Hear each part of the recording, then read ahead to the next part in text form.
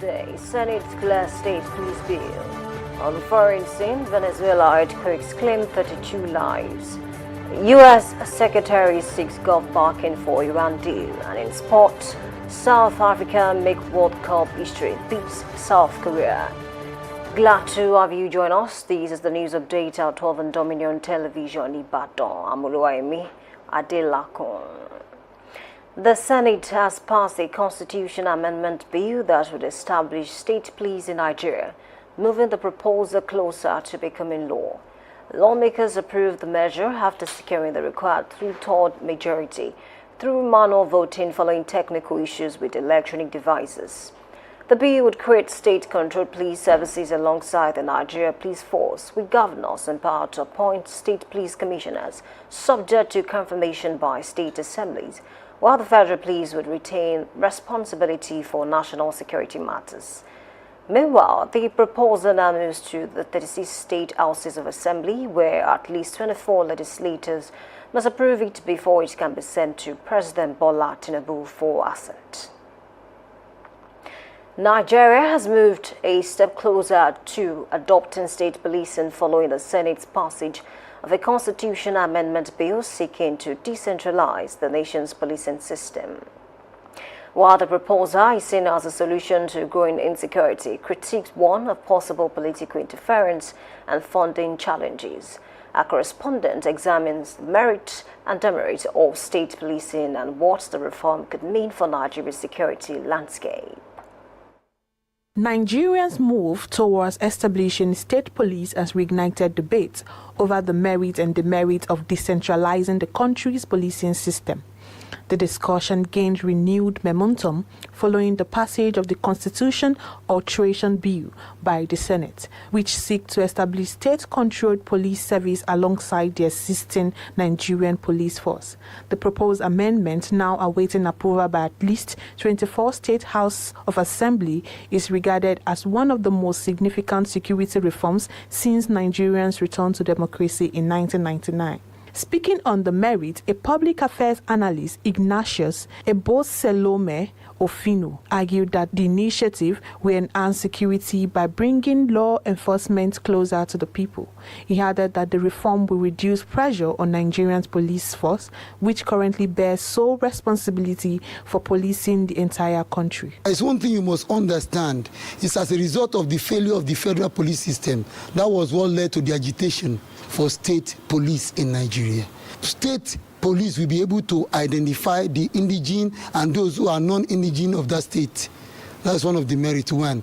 Then two, again, the issue of intelligence gathering will become more efficient and effective. Then three, again, it has been said that security and intelligence gathering should be localized. So for state police, it's going to be more localized. So you can be able to get more intelligence at the local level. Despite these perceived benefits, it said concerns raised about the possible misuse of state police by political office holders, adding that governors could use the outfits to intimidate opponents, suppress dissenting voices, and influence electoral processes. State police system might try to create what we call the abuse of power on the part of the executive governors of the state, who might want to use it against passive opponents during political tensions or when we have what we call political election in that state. That is one. Then two, again, when you look at the issue of state police system, it will lead to what we call factionalization of the country. However, the public affairs analyst maintained that while state policing could help address Nigeria's growing security challenges, adequate safeguards, oversight mechanism, and constitutional check would be necessary to prevent abuse and ensure effective operation. Damilola Daudu reporting for Dominion News. The federal government has repatriated 66 more Nigerians from South Africa following recent xenophobic attacks, bringing to 324 the number of Nigerians evacuated so far under the exercise approved by President Bola Tinubu.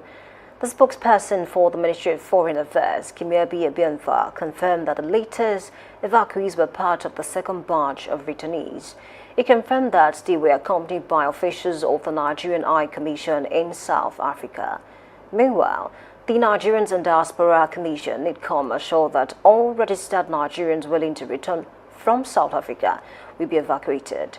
The Commission also disclosed that returnees from Imo State will receive 1 million naira each from Governor Uzodinma as part of effort to support their reintegration. The Economic and Financial Crimes Commission, the EFCC, had already been investigating Lagos-based bureau the change operator Mukhtar Adamu Mohammed and 3 companies linked to him for alleged terrorism financing before the United States imposed sanctions on them. Meanwhile, EFCC said the agency had completed key aspects of its probe and was preparing charges when the U.S. announced the sanction and accused Mohammed and the companies of helping to move funds for ISIS-linked activities in West Africa. However, Nigeria's Sanctions Committee welcomed the U.S. action, saying the individuals and companies were added to the national sanctions list. The federal government also directed financial institutions to fully comply with terrorism financing sanctions and reporting requirements. Oyo State government has appealed to the state chapter of the Nigerian Union of Teachers (NUT) to reopen public schools short over the abduction of teachers and pupils in Norire local government area. In a statement, Commissioner for Information Dr. Oyelade stated that the continued closure of schools was disrupting learning and causing social and economic concerns despite the government's understanding of teachers' security fears. Oyelade reassured that the government has taken strategic steps to ensure that the issue of the kidnapping at Orire local government is brought to a close soon. On the foreign scene, Zimbabwe's Senate has approved controversial constitutional amendments that could keep President Emmerson Mnangagwa in office until 2030 after the bill earlier passed the National Assembly. The amendment would extend presidential and parliamentary terms from 5 to 7 years and give Parliament the power to appoint future president instead of holding direct elections. Supporters say that changes will promote political stability and policy continuity, while opposition figures argue they will strengthen the ruling ZANU-PF's grip on power. Critics have described the reforms as a constitutional coup and vowed to challenge them in court once they become law. At least 32 people have been killed and more than 700 injured after 2 powerful earthquakes struck Venezuela, causing widespread destruction in the capital, Caracas, and coastal areas.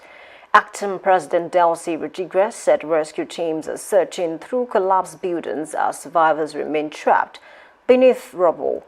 Major damage has also been reported in La Guaira, while power outages and the suspension of metro services have disrupted daily life.